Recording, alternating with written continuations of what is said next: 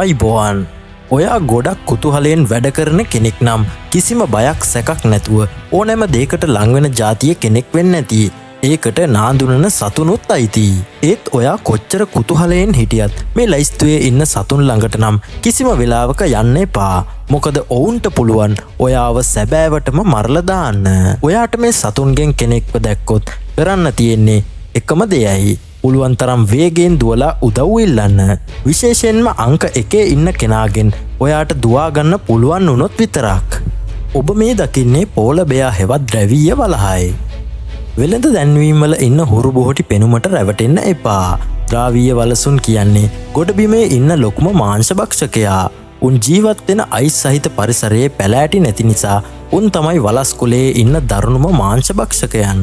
මොවුන්ට ලොකු බඩක් පුරව ගන්න තියෙන නිසා හමුවෙන ඕනෑම කෑමක් ගොදුරු කරගන්නවා. මිනිසෙක් උන්ගේ ඉස්සරහට ගියොත් කිසිම දෙගිඩියාවක් නැතුව කෑමක් කරගන්නවා අනිවාර්යයි. Tamanගේ ගොදුරු වෙන සීල් සතුන් විතරක් නෙමේ. හිමිංගලයන්, වෝර්ලස්ලා, කුරුල්ලන් වගේම ඕනෑම සතෙක් මොවුන්ගේ ආහාරයක් වෙනවා.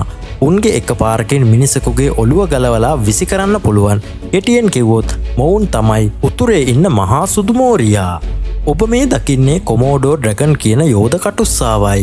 ලොව විශාලතම කටුස්සාවන කොමෝඩෝ ඩ්‍රැගන් ගැන අපි හැමෝම දන්නවා. මීට කලින් විද්‍යාඥයන් හිතුවේ මොවුන් ගොදුරු මරන්නේ උන්ගේ කටේ තියෙන මාරාන්තික බැක්ටීරියා වලින් කියලයි. ඒත් මෑතකදී සොයාගත්තා කොමෝඩෝ ඩ්‍රැගන්ලා ඇත්තටම විෂ සහිත සතෙක් කියලා. ඔවුන්ගේ ගොදුර මරණයට පත් කරන්නේ ඔවුන්ගේ කෙලවල තියෙන බැක්ටීරියා නෙවෙයි. උන්ගේම විෂ ග්‍රන්ථිවලින් නිකුත් කරන විෂයි. ඒ නිසා මොවුන් ලෝකයේ ඉන්න විශාලතම කටුස්සා විතරක් නෙමෙයි. ලෝ විශාලතම විෂ සහිත කටුස්සාද වෙනවා. ඔබ මේ දකින්නේ ඇමසෝනියන් ජයන්ට් සෙන්ටිපීඩ් හෙවත් ඇමරිකානු යෝධ පත්තෑවයි. අඟල් 12කට වඩා දිගට වැඩෙන මේ යෝධ පත්තෑයා දකුණු ඇමරිකාව සහ කැරිබියන් දූපත්වල ජීවත් වෙනවා. මොවුන් ඉතාමත් ආක්‍රමණශීලී ඉක්මනින් කුපිත වන සතෙක්. මොවුන් කෘමීන් විතරක් නෙමේ ගෙම්බන්, කටුස්සන්, මීයන්, සර්පයන්, කුරුල්ලන් පවා ගොදුරු කරගන්නවා. විශේෂයෙන්ම ගුහාවල වහලේ එල්ලීගෙන ඉඳලා පියාඹන වවුලන් අහසේදීම අල්ලා ගන්න ඔවුන්ට පුළුවන්.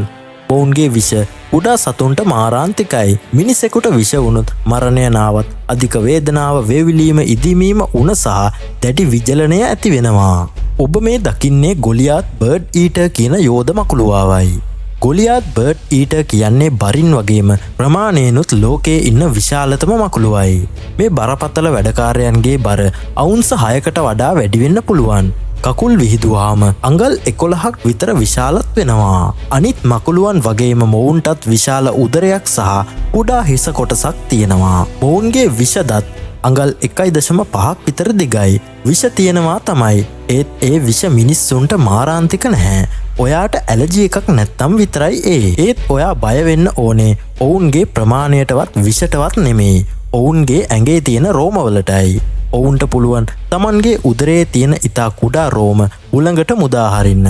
මේවා විලෝපිකයන්ගේ ඇස්, නාසය සහ කට වගේ සංවේදී තැන් දැඩි ලෙස ආසාදනය කරනවා. මේ රෝම එකක් හරි ඔයාගේ සමේ ගෑවුණොත් දවස් ගණන් යනකම් කසන්න පටන් ගන්නවා.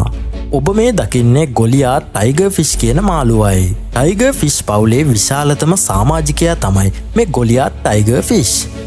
අඩි 5ක් විතර දිගට වැඩෙන රාත්තල් 110කට වඩා බර වෙන මේ මාළුවා අප්‍රිකාවේ කොංගෝ ගංගා ද්‍රෝණියේ සහ ටැන්ගානිකා විලෙහි දැක ගන්න පුළුවන්. මේ යෝධ මාළුවාට තියෙන්නේ මස්පිඩු පිරුණු ඇඟක්. හැබැයි වඩාත්ම බියජනක දේ තමයි මොවුන්ගේ කටේ තියෙන තලය වගේ මුවහත් දත් 32. මේ දත් වලින් ගොදුර කොටස් වලට ඉරා දමන්න මොවුන්ට පුළුවන්. ඔයා කවදා හරි පීනනකොට මුව දැක්කොත් අනිත් පැත්ත හැරිලා පුළුවන් තරම් වේගෙන් පීනලා බේරෙන්න බලන්න. මූ කොච්චර සැරද කියනවා නම් කිඹුලන්ට පවා බය නැහැ. කාලෙන් කාලෙට කුඩා කිඹුලන් පවා ගොදුරු කරගන්නවා. ඔබ මේ දකින්නේ ජයන්ට් ඇෆ්‍රිකන් ලෑන්ඩ් ස්නේල් හෙවත් විශාල අප්‍රිකානු ගොළුබෙල්ලා. ගොඩබිමේ ඉන්න ලොකුම ගොළුබිලේ විශේෂය තමයි මේ අප්‍රිකානු ගොළුබෙල්ලා. මොවුන් සාමාන්‍යයෙන් සෙන්ටිමීටර් 20ක් විතර දිගට වැඩෙනවා.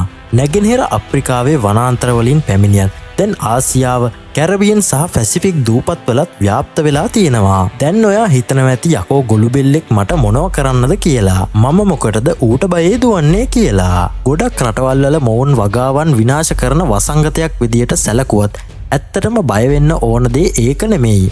මේ ගොළුබෙල්ලන්ගේ ඇඟේ මෙනින්ජයිටිස් ඒ කියන්නේ මොලේ පටල ආසාදනය කරන පරපෝෂිතයන් ඉන්නවා. සමහර රටවල මොවුන්ව සුරතලුන් විදියට ඇති කළත් මේක ඇත්තටම ඉතාමත් භයානකම අදහසක්. ඔබ මේ දකින්නේ ග්‍රිස්ලි බෙයා හෙවත් ග්‍රීස්ලි වලහායි. එලේදි හමුවෙන්න හොඳම නැති සතා තමයි ග්‍රීස්ලි වලහා. මොවුන්ට පුළුවන් ගවයන් බයිසන්ලා විතරක් නෙමේ ඔයාවත් එක පාරෙන් කෑමක් කරගන්න. මොවුන් සීත ඍතුවට පෙර සූදානම් වෙද්දී දවසට රාත්තල් 3ක් බර වැඩි වෙන තරමට කෑම කනවා. මොවුන් පැයට සැතපුම් 35ක වේගයෙන් දුවන්න පුළුවන්. ඒ කියන්නේ ලොව වේගවත්ම මිනිසා වෙන උසේන් බෝල්ටත් වඩා වේගයෙන්. මිනිස් ඇඟිල්ලක තරම් දිග ඔවුන්ගේ නියපොතු සහ එකපාරකින් ඔළුව ගලවන්න පුළුවන් ශක්තිය නිසා මොවුන් තමයි මේ ලයිස්තුවේ අංක 1ට එන භයානකම සතා. ඔබ මේ දකින්නේ බ්ලැක් මැම්බා කියන මාරාන්තික සර්පයාවයි. ලොව මාරාන්තිකම සර්පයා විදියට හඳුන්වන බ්ලැක් මැම්බාගේ නම ඇහුවත් මිනිස්සු බය වෙනවා. කට ඇතුලේ තද කළු පැහැ නිසා මේ නම ලැබිලා තියෙන මොවුන් ඊටාම වේගවත් බුද්ධිමත් සහ මාරාන්තික සර්පයෙක්. මොවුන්ගේ විෂ බිඳු 2ක් ප්‍රමාණවත් එක මිනිසෙක්ව මරන්න.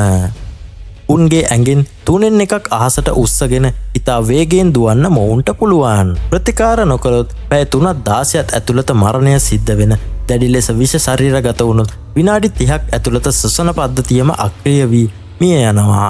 දැක්කොත් නම් අනිවාර්යෙන්ම දුවන්න. ඔබ මේ දකින්නේ සිඩ්නි ෆනල් වෙබ් ස්පයිඩර් කියන දරුණු මකුළුවාවයි.